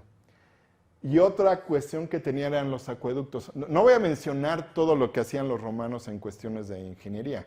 Tenían cloacas, tenían albañales, tenían baños públicos, tenían arcos, tenían un chorro de cosas.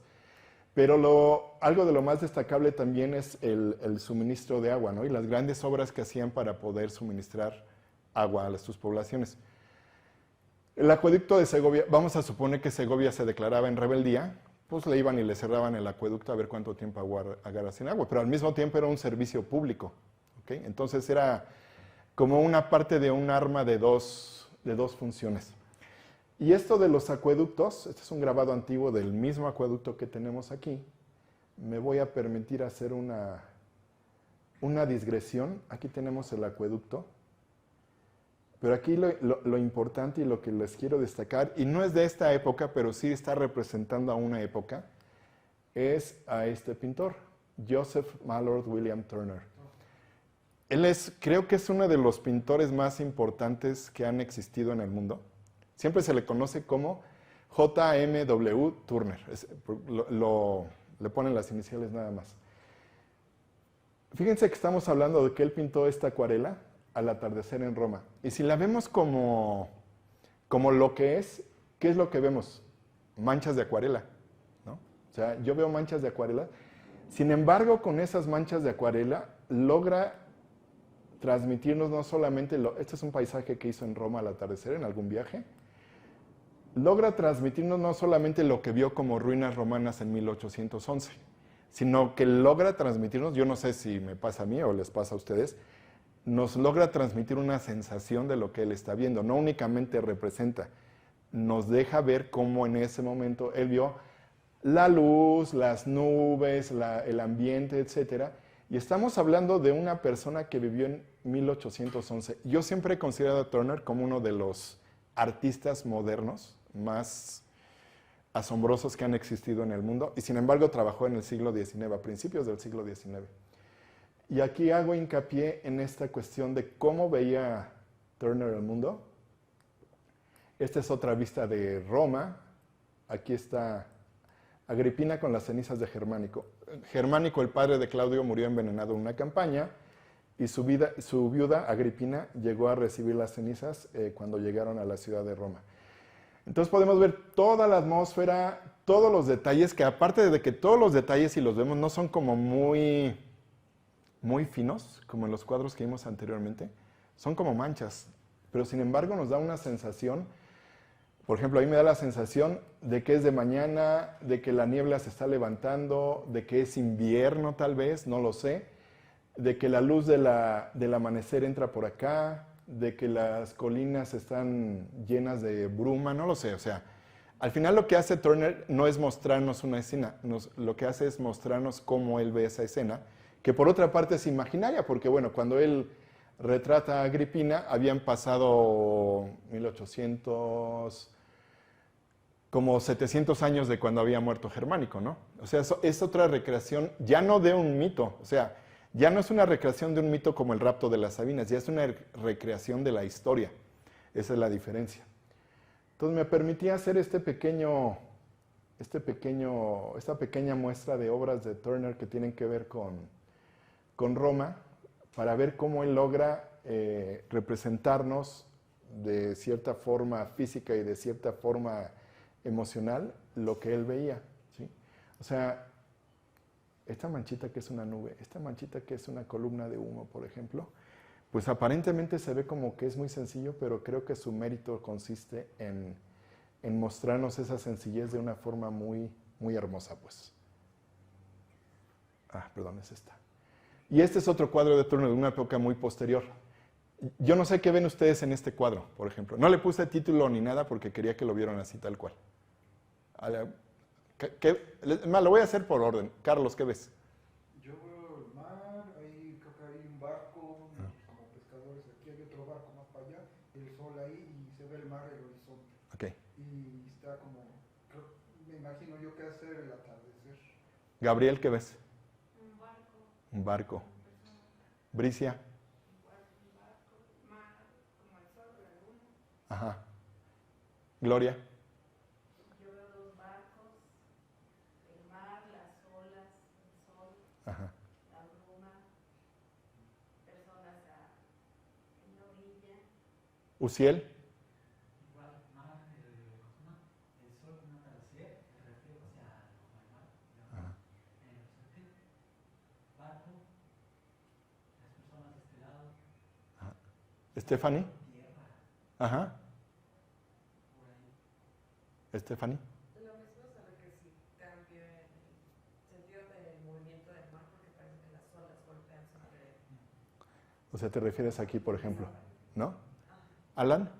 El atardecer, personas de este lado, siento que es como un paisaje que retrata una cotidianidad. Ajá. En este caso, de las personas que se encuentran como en la orilla. Ok. Melissa. Yo no sé si esto que está justo en medio son unos animales. ¿Esto? Ajá. Ajá. No lo sé, pero ahorita platicar. Para mí son animales, son como unos Ok. lobos, pero no sé por qué están en el mar. Ajá. Stephanie. No, ay, se me fue tu nombre. Mariana. Mariana, ando muy sope hoy con los nombres. Mariana. Siento que está pasando algo, porque hay como muchas personas, como un tumulto. Ajá. Y bueno, yo veo dos barcos, pero ese igual lo interpretaría como una roca. Ajá. Y me recuerda a la impresión sol naciente. ¿El qué, perdón? La impresión sol naciente. ¿De Renoir? ¿O de quién es? De algunos impresiones. Bueno, hablamos. Fernanda. No sé, a mí me da la impresión de que a las personas, no sé si hay detalle al pie de las personas de los barcos o algo así, porque en la parte de hasta acá por la esquina se ve igual como si hubiera agua, como si estuvieran ahogando. O sea, aquí por esquina derecha. Ajá, como Ajá. si estuvieran ahogando a las personas. Ajá. Jorge. Yo lo que pienso, eso que decía Melissa de que los animales parecían lobos, yo pienso que son los caballos, que están evitando el naufragio del barco que está en medio, bueno, para allá, lo más oscuro. Y la gente que se puso a salvo del naufragio y están tratando de recuperar todos tenemos razón, o sea, pero al final si lo vemos son como una serie de manchas en la que vemos cosas. Y ese cuadro se llama La mañana después del naufragio, precisamente. O sea, en la noche naufragó un barco, en la mañana están viendo las personas que naufragaron. Supongo yo que llevaron algunos animales para jalar, intentar salvar son 2 barcos de hecho, intentar salvar alguno, se ve el amanecer, se ve el movimiento de las gentes. Yo veo, por ejemplo, gente que va cargando cosas, tal vez cosas que el mar arrojó, llevó a la playa o lograron rescatar del barco. Pero al final son más que una serie de trazos, de manchas, que sin embargo nos están diciendo algo. Eso creo que es lo más maravilloso de Turner. Como lo dijiste tú, Mariana, esta de impresión al amanecer. De hecho, se considera a Turner que es como un precursor del impresionismo, aunque trabajó, no sé, 80 años, 100 años antes, ¿no? Entonces, 100 años antes, no, 100 y cacho de años antes, 110 años antes, por ejemplo. Entonces, a lo que voy es, ¿se fijan que todos vimos algo a partir de unas manchas y unos trazos de color? Todos vimos una interpretación. Creo que todos mencionaron personas, ¿no? Lo que dijo Melissa es interesante, animales. O sea, yo podría decir, esto parece como un mamut, pero no sé si sea un mamut por la cuestión, no lo sé. Pero el caso es que nos está dando una sensación de algo que está pasando o que pasó. Naufragó un barco y están tratando de rescatar, ¿sí? Entonces creo que esto no tiene mucho que ver con los romanos, salvo que Turner hizo algunas pinturas de unos paisajes romanos, pero tiene que ver con el hecho de que el arte nos despierta, aparte de alguna cuestión estética de emoción, nos transmite información. ¿Y aquí qué nos está transmitiendo? El mar, un naufragio, personas, creo que este barco está volteado, según yo. Este sí está como navegando. Y creo que eso es lo que hace que el arte sea como un lenguaje en común. Porque si yo ahorita pusiera a un niño de Indonesia y supiera su idioma y le preguntara qué ve, pues diría, es que estoy viendo un barco y gente, y etcétera, etcétera, etcétera, etcétera. Y no nos lo comunica con palabras, nos los comunica con colores, con trazos, con manchas, con emociones, con luz, etcétera. Entonces creo que eso es algo que es muy, muy bonito del arte, ¿sí? Bueno, seguimos, ya me voy con Roma de nuevo y aquí ya vamos de salida. La columna de Trajano es esta columna, que este es un grabado antiguo, es otra litografía. ¿Quién preguntó de la litografía? Melissa hace rato. Y es una columna que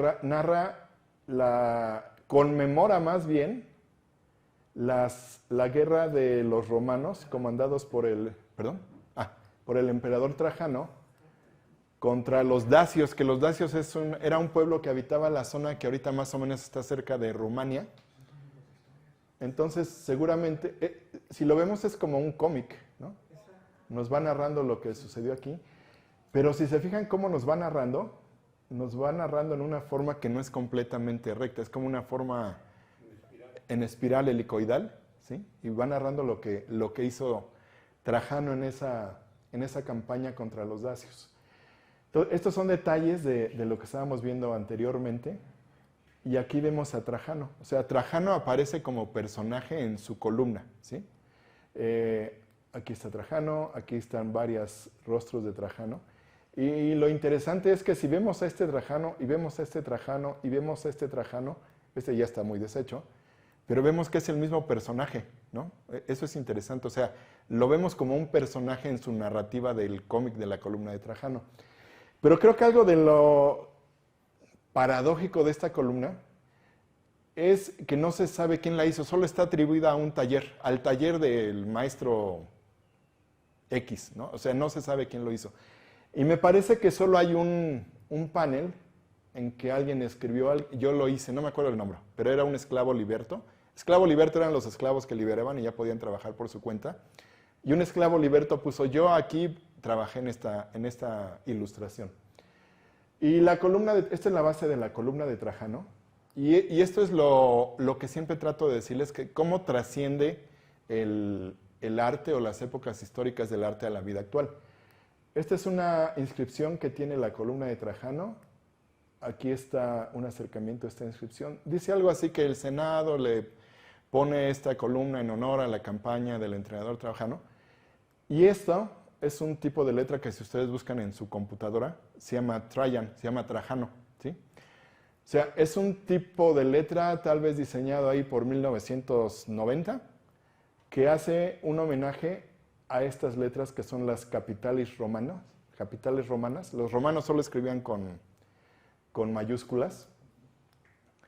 Y es muy interesante todo porque cuando uno está en el monumento, uno ve el monumento de arriba para abajo. No, perdón, de abajo para arriba.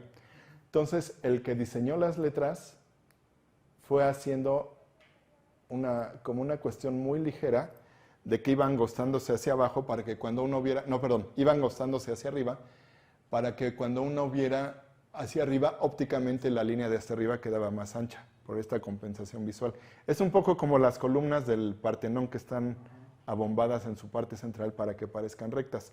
Aquí la parte superior no se nota en un plano, pero en vivo se nota que digo, yo no he ido, pero sé eso, pues, perdón, no he ido a Roma, lo siento. Arriba están más angostas para que cuando uno las ve de frente y desde abajo se vean más anchas. Eso es lo que nos muestra esta cuestión de pues, los excelentes artistas e ingenieros que eran los romanos. ¿Esa columna todavía existe? ¿Está? Sí, es como una de las atracciones más famosas de Roma. La columna. Por ahí pasó Mussolini en su famosa marcha. Sí, sí. ¿Quién pasó? Mussolini. Cuando salió en la marcha ahí de los camisas, no sé qué. Camisas negras. No, camisas negras. Bueno, y aquí regreso un poco al retrato romano de escultura para presentarles a un personaje que cambiaría con el paso del tiempo toda nuestra percepción de lo que es el mundo occidental. Ven que les he estado llamando la atención que muchas de estas cosas pasaron después de Cristo, año fulano después de Cristo. En la línea del tiempo vemos que hay un momento que comienza después de Cristo. Y esto tiene que ver también con algo que es muy obvio. Durante el Imperio Romano nació Jesucristo, ¿sí? Y de Jesucristo para acá tenemos otro calendario. Pero esta cuestión del nacimiento de Jesucristo también cambió al Imperio Romano. ¿Por qué? Porque precisamente Constantino, bueno, aquí se los había puesto, los periodos de los reyes romanos, la república, aquí está el año 1, aquí es el año 0, aquí es el año 1 cuando nace Cristo, y de aquí para acá es el Imperio Romano. ¿Y qué pasa con Constantino? Tiene una visión, según la leyenda o según la historia tiene una visión, ve la cruz de Cristo. Recordemos que Constantino, su periodo de emperador, fue mucho después de que ya había muerto Jesucristo, ya había cristianos en Roma, ya se los habían echado a los leones para que los comieran, entonces ya los habían crucificado, todo. Ya el cristianismo era una religión bien establecida. Supuestamente en una de sus campañas, Constantino tiene la visión de una cruz en el cielo que dice, bajo este signo vencerás. Entonces lo que hace Constantino, aquí hay un acercamiento de esto, aquí está Constantino, aquí está el águila imperial de Roma, pero encima del águila imperial de Roma está la cruz del cristianismo. O sea, tiene un simbolismo esto, ¿no? O sea, y cuando dice, bajo este signo vencerás, lo que hace Constantino, no en ese momento, lo hizo posteriormente, casi cuando se iba a morir, se convierte al cristianismo. Entonces Constantino se convierte en el primer emperador romano que es cristiano.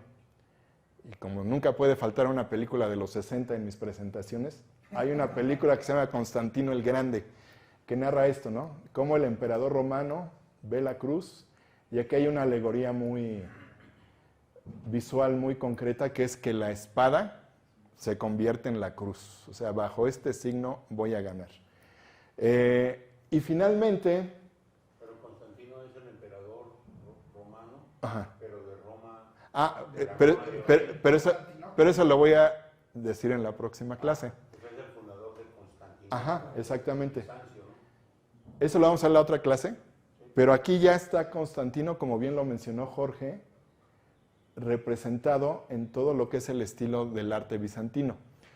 Para adelantar un poco, se había hecho tan compleja el gobierno del Imperio Romano, que era enorme, que se dividió Roma en dos partes, más bien el imperio. Imperio Romano Occidental e Imperio Romano Oriental. El Imperio Romano Oriental estaba en lo que ahora es Constantinopla. Originalmente se llamaba Bizancio. Entonces, Constantino era emperador del Imperio Romano Oriental y por lo tanto Bizancio se llamó Constantinopla. Entonces, ahí la voy a dejar, pero en la próxima clase vamos a ver ese paso del Imperio Romano Occidental con Constantino hacia Bizancio, hacia Constantinopla, y de ahí nos vamos directamente a la Edad Media, que realmente la Edad Media nos queda un tiro de piedra cronológicamente para acá. Y aquí podemos ver algo muy característico, que es el arte bizantino, que es completamente diferente a lo que hemos venido viendo, ¿sí? Hay azulejos, hay retratos, hay manuscritos, hay todo, pero es una cuestión completamente diferente a lo que hemos visto hasta el momento, pero en este momento aquí la dejamos y no sé si tengan algún comentario, no sé si me pasé mucho de tiempo. Perdón, un poco. ¿Algún comentario, alguna pregunta, alguna impresión, lo que gusten? ¿No? Hay una serie de recurrencias, por ejemplo, cuando se marcan los barcos, los barcos romanos o los barcos que están en la zona del Mediterráneo, en lo que presentaste de Eneas, etc. Y es que la construcción de los barcos nos narran una forma de tecnología o de técnica de construcción de los barcos. Y es muy característico porque son barcos que tienen que ser ligeros, pero al mismo tiempo suficientemente resistentes para enfrentarse y recibir golpes, pues, ¿no? Los embates, ¿no? Porque se aventaban, o sea, la parte más dura era la punta, pues, ¿no? Entonces aventaban la parte esa para romper el otro barco, desbaratar. Y entonces uno puede apreciar en las representaciones no solamente las formas bellas, etcétera, sino las formas de técnicas o de, digámoslo, podríamos llamarlo ahorita así de manera general, las tecnologías que estaban utilizando para elaborar diferentes cosas, su arquitectura, su medio de, lo explicaste con lo de los caminos, ¿no? Pero también para, digamos, cómo le hacían por ejemplo, para las construcciones, ¿no? Cómo era todo. Todas estas formas ya nos van narrando. Pero en los cuadros que presentas del siglo XVII, XVIII, hay visiones modernistas. Por ejemplo, pues los barcos que aparecen ahí, que son barcos de Eneas, ¿no? Por ejemplo. Son como carabelas. Sí, son como carabelas. ¿Sí? Son posteriores a las carabelas. Las carabelas eran del tamaño de este cuarto. Son como bergantines, no sé, algo así, ¿no? Eran más grandes, y eran barcos del siglo XVIII, pues, ¿no? Ya con sus velas y todo. Y sus mástiles y todas las cosas, ¿no? Pero eso ya son, generalmente en las representaciones históricas, en cualquiera, tenemos una cosa que es el presentismo, ¿no? O sea, tratar de explicar las cosas que ya pasaron a partir de las recurrencias del presente, como si esas fueran inmóviles y estuvieran también y hay que poner mucha atención a esa, digamos, esa forma de conducirse en el arte o en todas las representaciones, ¿no? También en la literatura, también en los relatos históricos, también.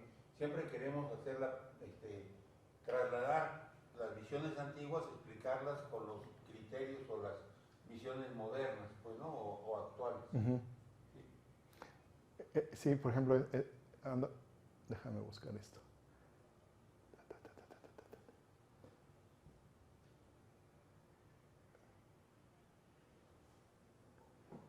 Esto. O sea, estos son romanos. Sin embargo, yo los veo y parecen fulanos de 1950 y tanto de una película de rock and rolleros, ¿no? O sea, el tipo de vestimenta, el copete, etc. Parecen James Dean en Rebelde sin Causa. Es algo de lo que mencionas tú. O sea, no los ponen tal cual como se hubiera visto un romano, que por otra parte tenemos las referencias precisas, como en el caso de la columna de Trajano, ¿no? Tiene que ver el momento en que se desarrolla la obra, en este caso una película, ¿sí? Entonces, sí, eso es muy válido lo que tú mencionas, Jorge. Y este es un caso bien extremo, ¿no? Sí, Ajá. sí, si pones esa donde salen los barcos, Es, ahí aparece. es más atrás. Generalmente, o sea, bueno, una cosa que a mí siempre me gusta ver o apreciar. Ahí está. Ajá. Ese barco no existía en los romanos, ¿no? Con Eneas ese barco no, era imposible. Es un barco de Nelson, ¿no? De ya del siglo XIX, del siglo... Ajá, esos también. Mira. Los barcos no existían. Ajá. No. Digo, para empezar eran barcos de remos, ¿no? Sí, eran barcos de remos y nomás era un mástil. No eran 3 mástiles. Es una elaboración muchísimo más completa, porque permite que el barco pueda moverse muchísimo más rápido. Inclusive, digamos, avanzar contra corriente del aire. ¿Sí? O sea, obliga, mediante el uso de las velas, a que recibamos el aire de frente, pero caminemos hacia el aire. Hacia el lado contrario, sí. No, y estaba retrocediendo a ver si de casualidad se veía si tenían troneras o algo así con cañones. Digo que no existían en esa época. Pero bueno, ¿algún otro comentario? Ya nos... Sí, Fernanda. Bueno, no sé si me estoy adelantando mucho, pero ahorita que hablaba de Constantino y Ajá. de la religión, se supone que fue en el concilio de Nicea donde empezaron a establecer así el cristianismo, el cristianismo, porque el catolicismo viene después como una religión, y de ahí se empieza a hablar ya de Cristo como divinidad, o sea, todos los que representaron en esa época Cristo, Cristo, la Virgen, Dios, eso, ya se representan como divinidad, y también se supone que, no me acuerdo si, o sea, no sé si tenga que ver, ¿no? Cambian el día establecido de descanso porque los judíos tenían como descanso el sábado, un día de reposo, y también lo dicen en la Biblia, y Constantino y todos los que estaban ahí lo cambian al día domingo. El concilio de Nicea, a ver, yo no sé, creo que fue como 40 años después de que murió Cristo. No, fue en la época de Constantino, ¿Sí? porque él después de tener la visión, Ok. pide que se reúnan, y no me acuerdo, creo que el obispo de Cartago o el de Sevilla, uno de ellos es el que está presidiendo todo y es el que Ajá. establece todo como tal. Sí, es que iba una... O sea, pero estamos viendo que Constantino fue 300 años después. Constantino fue el que estableció. Es que hubo un primer concilio que no me acuerdo cómo se llama, que fue 30 años después de la muerte de Cristo. No me acuerdo cómo se llama. Ajá. Creo que incluso participó San Pablo, creo. Creo que sí. Ajá. No recuerdo. En ese concilio tenían que hacer una diferenciación. Que Jesús era judío, Ajá. pero entonces tenían que hacer una diferenciación de que Jesús no era únicamente el profeta o el Dios para los judíos, sino para toda la humanidad. Sí. En ese concilio que te estoy diciendo pasa eso. Ajá, ese primer concilio Pero- establecen una... Y en ese primer concilio se discutieron cosas como si Jesús, siendo judío, pero que era un Dios para toda la humanidad, tendría o no circuncisión, por ejemplo, ¿no? Y era un punto de discusión que se pasaban ahí días y horas discutiendo si tenía o no circuncisión para llegar a un acuerdo. Y a lo que voy es esto, siempre he dicho, y eran cuates que habían conocido a Jesucristo, ¿no? O sea, había pasado hace 30 años. Ahora imagínate el que tú mencionas, que es casi 200 y cacho de años después. Sí, porque Ajá. se supone que igual aquí en el de Nicea, creo que sí en el de Nicea, es donde establecen igual qué libros y cuáles no van a estar dentro de Los del Evangelio. Ajá. Sí. Los evangelios, los proféticos, todo ese tipo de libros son los que se establecen cuáles van a estar en la Biblia y cuáles no. No, pues imagínate. Pero bueno, eso lo vemos la otra semana, ya más con Constantino y el arte paleocristiano. ¿Sí? Bueno, pues muchas gracias por haber venido.